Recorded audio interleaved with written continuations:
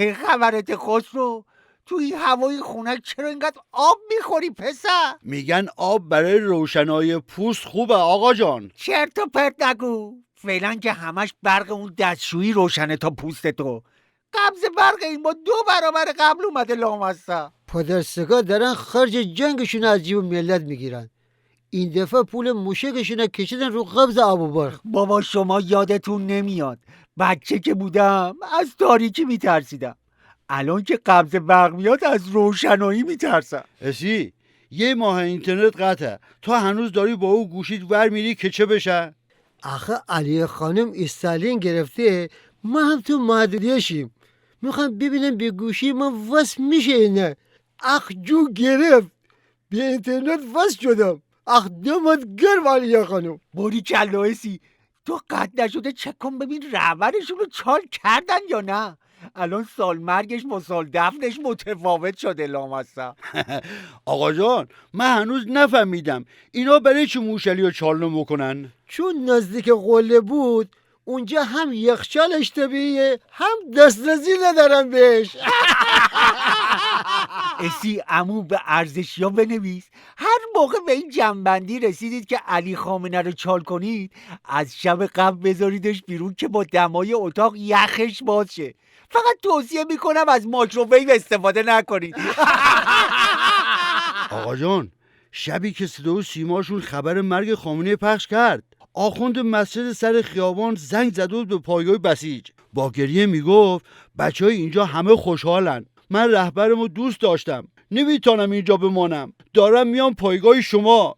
فرمانده پایگاه میگفت نه اینجا نیا، اینجا بدتره، دارن پیک شادی تماشا بکنن. جالب اینه که همشون هلاک شدن ولی این جنتی مارمولک هنوز زنده است. آقا جان تا دیر نشده جنتی رو باید ثبت ملی بکنیم یا به موزه آثار فسیل‌های باستانی منتقل بکنیم. به هر حال میراث همیشه زنده دوران آخوندیان دیه. اسی از کینگ مجتبی خامنه دوم چه خبر؟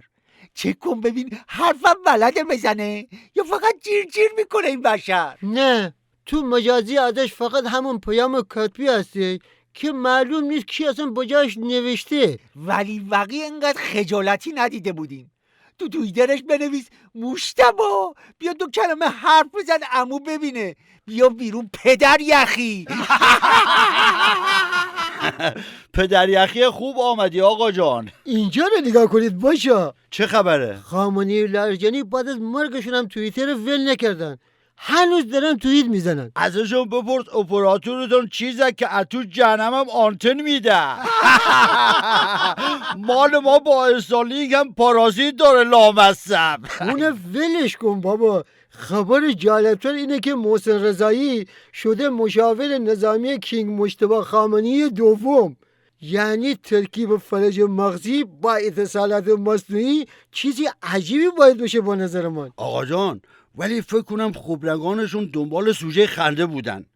آخر رفتن چند تا تیکه وصل پینه رو کردن رهبر که دکترها گفتن اگه از CCU بیاد بیرون حداقل 5 سال باید بره ترابی مداوم تا از موج شوک در بیاد، تازه اگه قطعاتش گیر بیاد. بچه اینقدر تو سر تصمیم خبرگان نزنید. به لطف تصمیم حکیمانه اوناست که شعار مرگ بر خامنه ای وارد سیزن دوم شد. باید گفت تانکیو بری ماش پولو. گل گفتی آقا جان. خودم میدونم.